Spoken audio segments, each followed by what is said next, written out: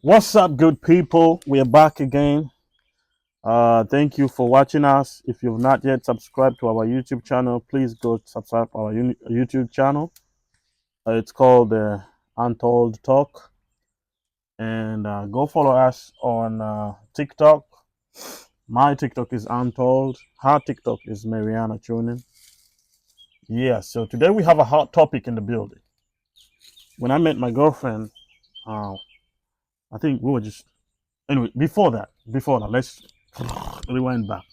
Let me let her introduce herself. Go ahead, baby. Hello, I'm Mariana, girlfriend of him. Yeah, I'm sorry, that was a little bit rude that I didn't let you introduce yourself. It's So, okay.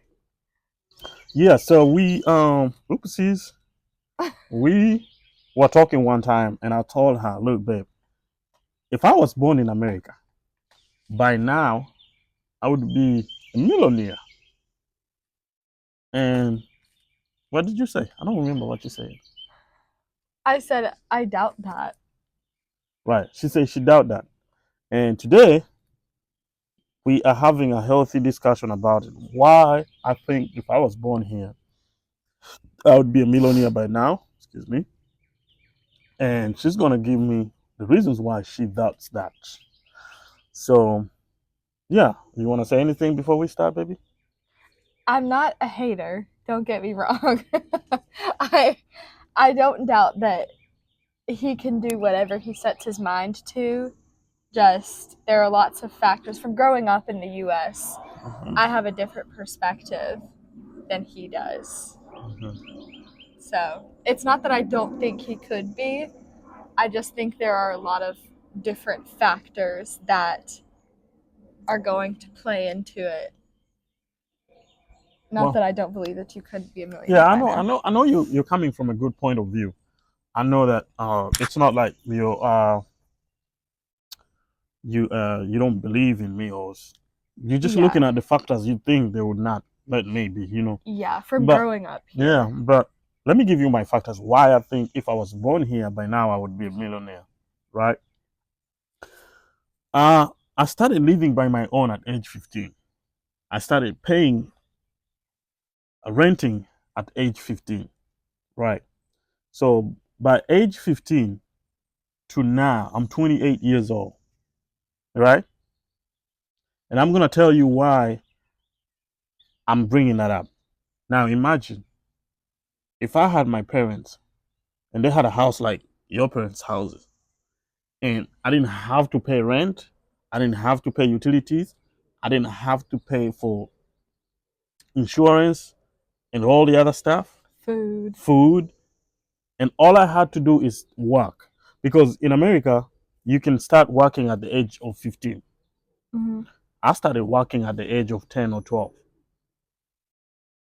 Now, when you look at how much I've been spending over the years on rent, on food, on feeding myself, on treating myself, I was actually responsible for myself from age 10.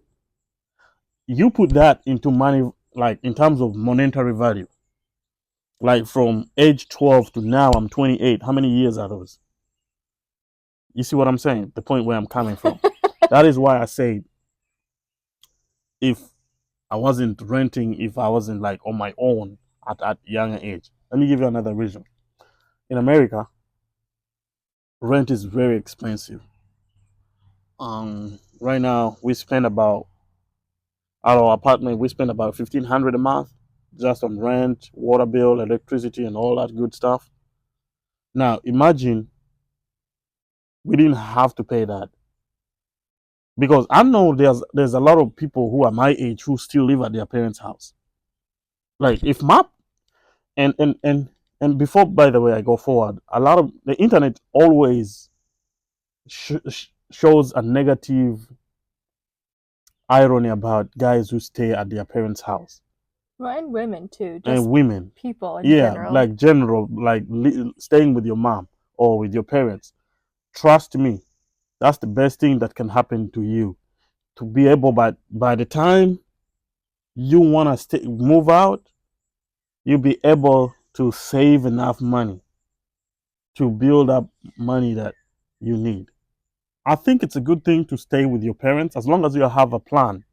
Don't move out just because the world wants you to move out. Yeah. Don't move out just because somebody is uncomfortable you're living at your parents. As long as it's not your parents, and your parents will never chase you away. As long as it's not them telling you to go, live there and save and build up enough capital. By the time you leave, you have money to start up your own life. Yeah. I will say just don't take advantage of them though. Like if they're kind of like what you said, make sure you still have a plan though. Don't just stay there, not have to pay for anything, but also not saving anything. Mm-hmm. Uh, that, in my opinion, would still be taking advantage of your parents, their Good stuff. generosity. Actually, today I'm rocking my girlfriend's former school, UNC Chapel Hill, and I'm rocking her new job. Yeah, you can see it. So yeah, my second reason why I think by now I would be a millionaire if I was born in America. In America, the harder you work, the more money you make. Let's say if you're working more hours, the more money you get. Right? And where I come from, it doesn't work like that. We don't have minimum wage. Like I used to work on construction sites, work all day, right? All day. I'm talking about like 6 a.m. to 7 p.m. And I would get paid maybe $2 maximum. Camera recording. Excuses. Yes. So now imagine if I was in America and you're working 12 hours, you're getting paid hourly. Even if you're making like $15 an hour. Do you know what minimum wage is here? Yeah, it's 7.5. Yeah. This is a true story. When I came to the US, my first job was a dishwasher on campus. And a lot of people who played sports, because I played sport in college, I was a college athlete, despised that job, right? But getting paid, now imagine coming from a country where you're getting paid $2 to work 10 hours a day. And then you come to a country where they pay you $7.5 to work 1 hour, right? And then the difference in terms of, like, I don't look at it like, oh, this is small money. I look at it like, this is a great opportunity for me to start at. And I bought my first car from the money that I made from the cafeteria. And I bought it straight up cash. I paid $8,000 straight up cash. And that was money I made for a whole year, saved up from a job that my teammates were despising. After they seen me like buy a car from working in the cafeteria, oh, they started coming to work with me. So I look at things like that. Now imagine, and it's very hard for like me. Like we come in, we don't have social security. One, you have to apply for social security. You have to wait to be approved. You have to wait for the social security to come in. Like it took me 5 months for me to get my social. No, so for the first 5 months, I wasn't working. Now, being in college, of everything that I've achieved working on campus, like I paid for my first year tuition because I wasn't on a full scholarship yet. I had to pay $2,500 every semester.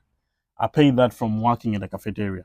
I was not allowed to go and work outside the campus because it's illegal, because you don't have a state. It's not like now that I'm authorized. I have papers, I can work anywhere. Right. But back then I had like, you can only work outside the campus if it's holidays.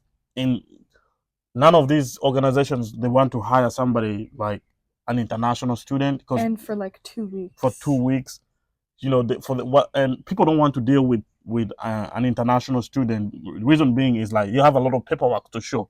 Mm-hmm. So there's all these factors against me not to be able to work. But I love me some challenge. It's not that I want my life to be difficult, but I just don't accept a no for an answer. And I always figured out a way on how to persuade the people to give me the job, or how to stay grounded and work my way up to get something to do. Like every summer in college, I had a job. I was applying every night. Like I would wake up at maybe 4 a.m. in the morning and apply to maybe like 20 jobs by 7 a.m. And 7 a.m. I would go to the cafeteria to work. And my classes used to start around 9:30. I would work from, depending on how cold it is outside, because I don't like the cold. But sometimes I would go to the cafeteria at 6 a.m. in the morning and work until 9, and then come back to my dorm, take a shower, and then go to my classes. Right after classes at 2 p.m., go to practice. You know, practice go from 2 p.m. to maybe 6:30. 6:30, I'm back in the cafeteria until 11:30. So I was maximizing every opportunity that I had. When did you do homework? If I had to stay up, that's why I don't sleep a lot. Like immediately after coming back from the cafeteria, I would knock out the assignments that were due that day. Or what I do is like, how like some lectures come and they teach for 20 minutes and give you an assignment, and it's like a 1 hour lecture. I would stay in the class and actually do the assignment. So I didn't have no piled up work. But if I had to stay up long at night to make sure I do my homeworks, I would do that. Anyway, I'm saying all that to show you that regardless of all other factors that were against me, I still had to make the ends meet. I still had to, like, I was still making money.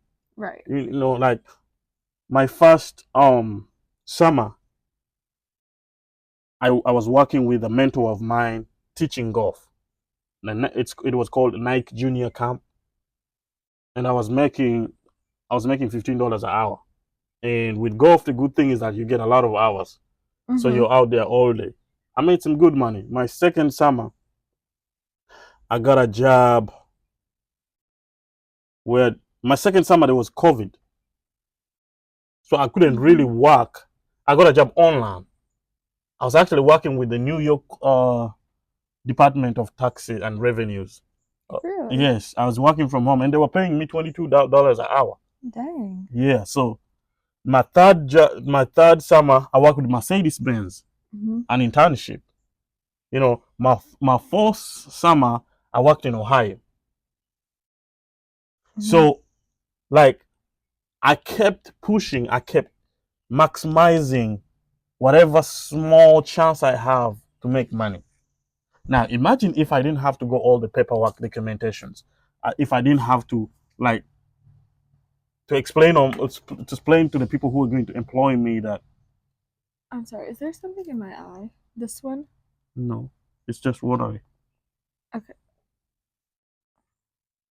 Are you sure? Yeah. Like over here? There's nothing? No, there's nothing. Close your eyes a little bit.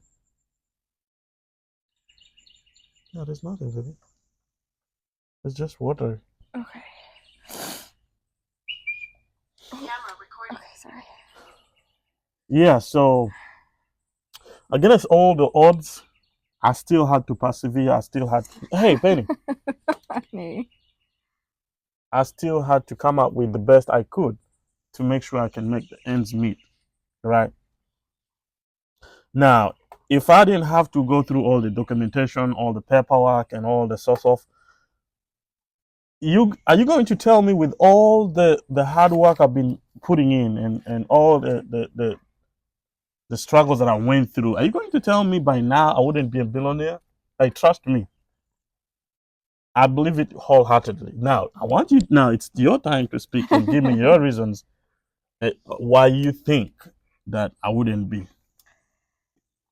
So, my two main reasons is that I know you started working when you were super young, like 10. I don't know if y'all have labor laws now, but Yeah, that's under child labor. yeah. We have it, but it's not applicable. So here it is very applicable. Like people, it's very much enforced and it's very legal. If you're under 15 and want to work, even if you are 15, if you're under 18, you're still considered a minor. So there are still laws in place to protect you, and you aren't able to work like a full 40 hours. Mm-hmm. Unless I don't know fully the laws of it. I don't know like if you can have parent signatures to be able to work more, like if you got your GED and wanted to like work, then like they would let you.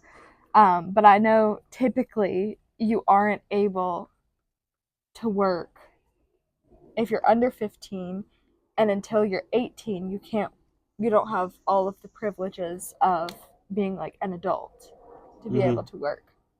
So that right there already you wouldn't be able to.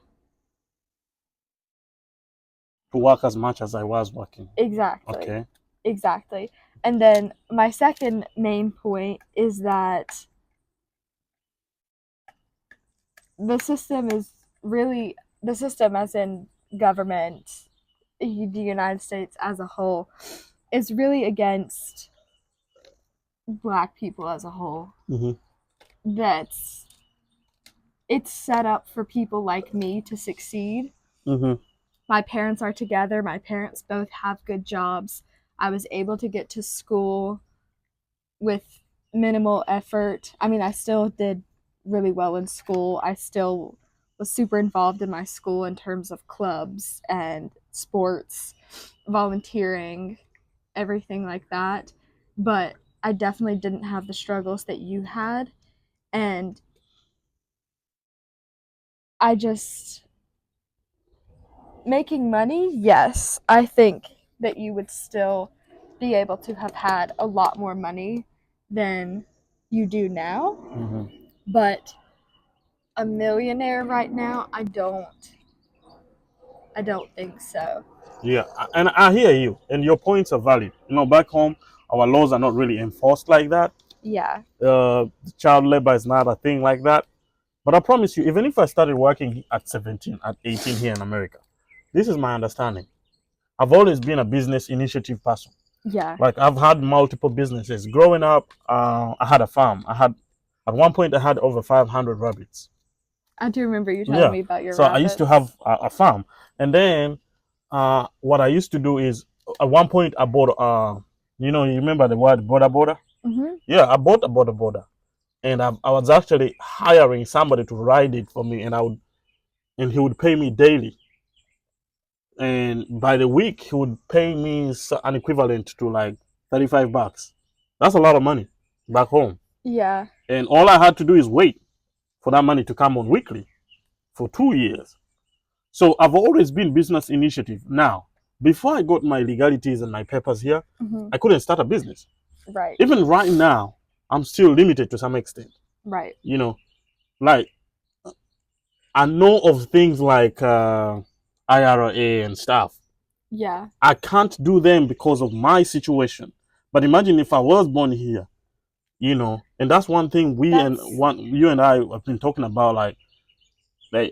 Let's say we get married and for our kids, we'll start an IRA for them. By the time they get 18, they have 200 or 300,000 to their name already in their account. Yeah. So when they go to college, when they come out right out of college, they have money to buy their first house or to make a business or whatever. So those are the things that I look at. Regardless how I know the system is rigged. The system is not favored for a black person in America. But you gotta be able to play by the books. There are black people here who are millionaires, who are young at my age, who played the system. You just need to understand the system. Like That's true. I went to college. I got the best education. Came out college with the best grades. You're not gonna tell me like, okay, let me give you an example. I was hired right from college Right. by Wells Fargo. They were giving me $85,000 a year and $30,000 signing bonus. But they couldn't just hire me because I didn't have my permanent situation, Right. my legalities. Had I have my papers that I have now, I would have got that job. I did all the interviews, passed, but when we got there and they asked me about my documents, and I was like, y'all need to file for me. They said, no, we don't do that.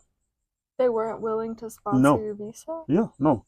So had it be like now I have my situation situated, I have my documents and all that, Yeah. I would have got that job. So now those limitations, Yeah. kept coming in life for me. So But I you think cannot let them stop you. exactly. But still, mark my words, I'm going to be a millionaire in American dollars pretty soon. I don't know how yet, but I know for a fact I'm working hard, and I know God is going to give me the plan. Amen. So I'll reference this video one time, one day. But that was it for us. We gotta go ready, and Yeah. I have my guitar lessons coming up, And it's Father's Day. and it's Father's Day. We're going to spend some time with her grandmother and grandfather